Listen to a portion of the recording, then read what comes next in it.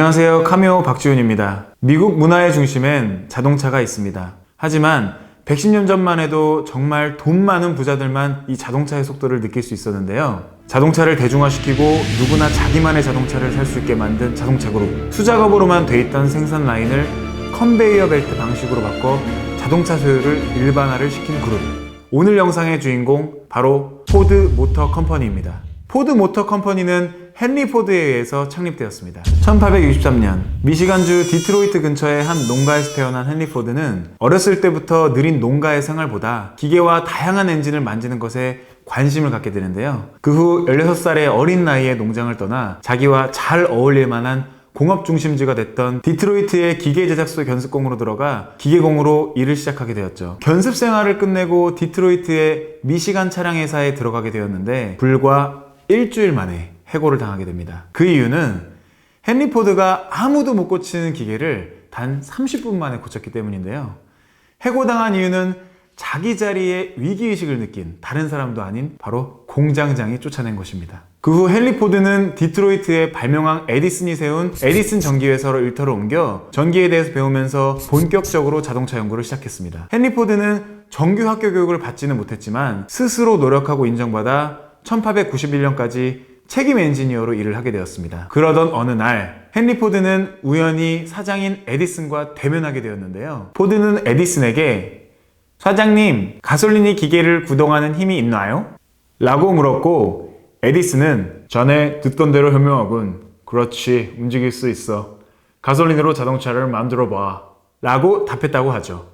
가솔린을 자동차의 내연기관의 연료로 사용이 가능할지 고민하던 헨리 포드의 고민은 에디슨의 이 말 한마디에 할 수 있다는 확신을 가지고 자동차 엔진 개발에 힘썼습니다. 하지만 저희 채널 구독자분들은 그 당시 먼 독일에선 이미 가솔린용 자동차를 생산하고 있었다는 점을 분명 알고 계실 거라 생각합니다. 헨리 포드도 1896년에 드디어 자동차 시장에 뛰어들게 됩니다. 그의 첫 번째 차량 쿼드러 사이클을 완성시켰습니다. 이 엔진은 2기통인 작은 엔진에 2단 기어를 보유했고 무게는 500파운드였습니다. 이를 계기로 헨리 포드와 에디슨은 둘도 없는 친구가 되었는데요. 유명한 일화로는 에디슨이 죽기 직전에 헨리 포드가 당신의 마지막 숨을 병에 담아주시오 라며 숨을 병에 담아 간직했다고 하죠. 또 헨리 포드는 에디슨을 아내 이외에 나를 믿어준 유일한 사람이라며 존경심을 표하기도 했습니다. 가솔린 엔진 제작의 성공을 계기로 헨리 포드는 에디슨 회사에서 나와 자본금 10만 달러와 노동자 불과 12명으로 1903년 포드사를 설립하게 됩니다. 설립 후 어느 날 길을 걷던 헨리 포드가 근로자 2명이 이야기하는 걸 우연히 듣게 되었는데요. 이보게, 나는 언제쯤이면 차를 살 수 있을까? 우리가 먹는 거 줄이면서 돈을 모으면 10년 후면 살 수 있지 않을까? 라는 이야기를 듣게 되었고 헨리는 누구든지 탈 수 있는 차를 만들어야겠다고 결심하게 됩니다. 이때부터 레이싱카와 부자들에 집중되어 있던 자동차 시장이 180도 뒤바뀝니다. 1908년 자동차의 대중화 시대를 연 포드 모델 T를 세상에 출시하게 됩니다. 마이카 시대를 열게 된 것이죠. 모델 T는 일반인들이 운전하기 쉽고 가격도 저렴해 누구든지 몰고 다닐 수 있는 국민차로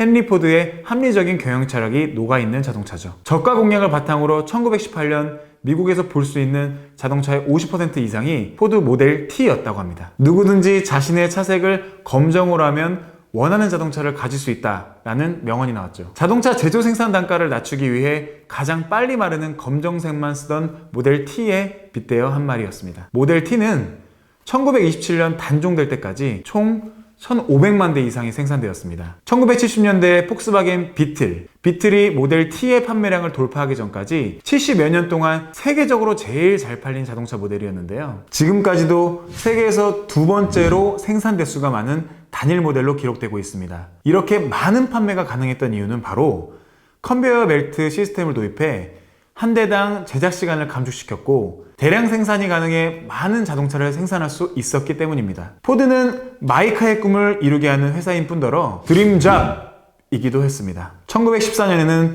하루 8시간 노동시간과 최저임금 1급 5달러를 지급하기로 한 건데요. 동종업계의 평균 임금이 2.34달러였던 것에 비하면 통상임금의 2배에 해당하는 임금을 지급한 것이었습니다. 당시로서는 획기적인 노동정책이었죠. 그의 산업 철학은 제품 가격의 인하로 판매량을 확대하고 생산 효율을 높이고 생산을 증대하여 가격을 더욱 낮춘다는 단순한 것이었습니다. 모델 T의 많은 판매로 승승장구하던 헨리 포드는 1922년부터 링컨을 시작으로 랜드로버, 제규어, 에스턴 마틴, 머큐리 같은 브랜드를 인수하면서 미국 최상위 메이커로 성장합니다. 하지만 헨리 포드의 길에 성공만 있었던 것은 아닙니다. 포드의 대표적인 라이벌 회사 GM 때문인데요. 마차 제조업자인 윌리엄 듀런트가 설립한 제너럴 모터스에게 시장 점유율을 내줬고 추월당하기 시작합니다. 1920년대 중반을 지나면서 사람들은 좋은 차를 원하기 시작했고 모델 T의 인기가 급감하였습니다. 차종을 다양화하고 디자인에 신경을 쓰는 GM과는 달리 유난히도 모델 T만 고집했기 때문인데요. 포드가 미련할 정도로 이렇게 고집을 부른 데는 이유가 있었습니다. 자동차 한 대를 만드는 데 소요됐던 500분 이상의 시간을 최종적으로 3분 미만까지 줄인, 무려 497분을 줄인 기존 설비의 노하우를 버리기 아까웠기 때문입니다. 하지만 1927년 결국 헨리 포드는 모델 T의 생산을 멈추고 새로운 자동차를 개발하기 위해 공장을 닫고 연구에 몰두했습니다. 포드가 조만간 부도가 날 것이라는 소문과 하루 손실액이 무려 100만 달러를 넘는다는 추측도 나왔는데요. 헨리 포드는 아무런 대꾸도 하지 않았습니다. 1927년 드디어 모델 A를 출시했습니다. 출시하자마자 선풍적인 인기를 끌어 거리에는 모델 A로 넘쳐났고 이로 인해 포드는 다시 일어설 수 있었습니다. 하지만 1930년 대공황으로 인해 포드의 자동차 판매량은 급감했고 대규모 해고 사태가 일어나게 되었습니다. 그 당시 포드와 노조 간의 갈등이 있었는데 노조에서는 공장 인원을 더 늘려달라고 요구했고 포드는 이런 노조의 활동을 회사를 빼앗으려는 의도로 보고 있었습니다. 점점 자동차 시장에서 포드의 점유율은 떨어지게 되었고 경쟁사였던 GM에게 1위 자리를 빼앗기게 되었습니다. 결국 노조의 요구를 들어준과 동시에 헨리 포드는 경영권과 모든 것을 내려놓고 자리에서 물러나게 됩니다. 자신의 손자인 헨리 포드 2세에게 회장직을 넘겨주었고 1947년 83세의 나이로 사망하게 됩니다. 헨리 포드 2세는 전쟁이 끝난 1955년 스피드를 즐기는 젊은 층을 타겟으로 한 스포츠카 썬더버드를 출시했습니다. 젊은 층에게 인기를 끌었지만 판매량은 저조했습니다. 이어서 바로 SL이라는 자동차를 발표했는데요. 성공할 것 같았던 SL은 27개월 만에 실패 후 사라지게 되었습니다. 하지만 포기할 포드가 아닙니다. 실패를 거듭하며 새로운 자동차를 만들겠다는 의지를 불태웠던 포드는 드디어 머슬카의 대명사로 불리는 머스탱을 선보이게 되었죠. 쿠페형 스포츠카인 머스탱은 젊은 청년층과 스피드를 즐기고 싶은 사람들에게 인기가 가장 많았고 출시한 지 2년 만에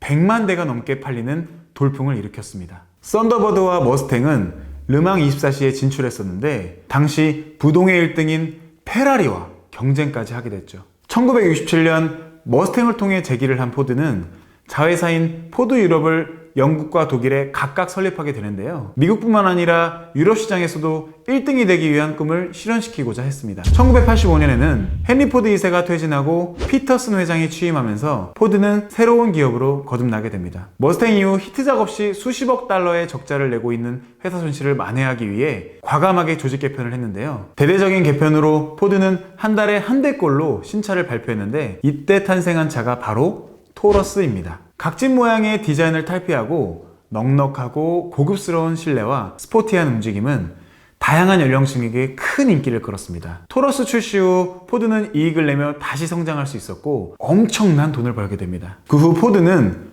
1989년부터 에스턴 마틴, 제규어, 랜드로버, 볼보 등을 인수했고 세계 자동차 시장을 장악하기 위해 포드는 인수한 브랜드와 함께 에스코트, 페스티바, 몬데오 등을 출시했습니다. 생산 및 유통 시간을 단축시키고 부품 표준화로 차종을 다양화해 선택의 폭을 넓히는 전략을 펼치기도 했죠. 1996년엔 미국 내 10대 베스트셀링카 중 포드가 5대를 차지했는데요. 많이들 아시는 F150 같은 F 시리즈 픽업과 토러스, 에스코트, 익스플로러, 레인저 등이 그 주인공인데요. F 시리즈 픽업 트럭은 15년 연속 최고 판매, 토러스는 5년간 1위, 익스플로러는 북미 SUV 중 최고 판매를 기록한 인기차입니다. 그러나 잘 나갈 줄 알았던 포드는 최악의 위기를 맞았습니다. 포드는 2006년 126억 달러의 순손실을 기록하며 사상 최악의 실적을 냈으며 2007년 들어서도 3분기까지 미국 내 매출은 전년 대비 13%나 줄었습니다. 시대의 변화를 읽지 못한 경영과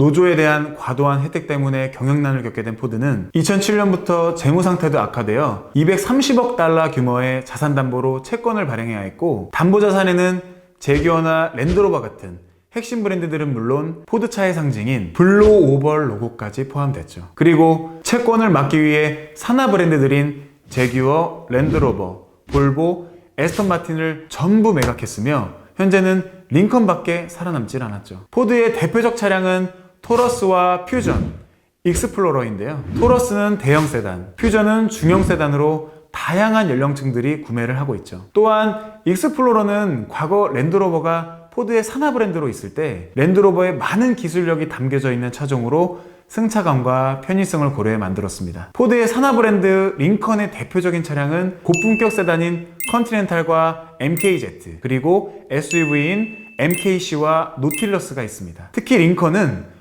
넓은 실내와 중후한 디자인으로 유명인들과 고위 관계자들이 즐겨 타는 차량인데요.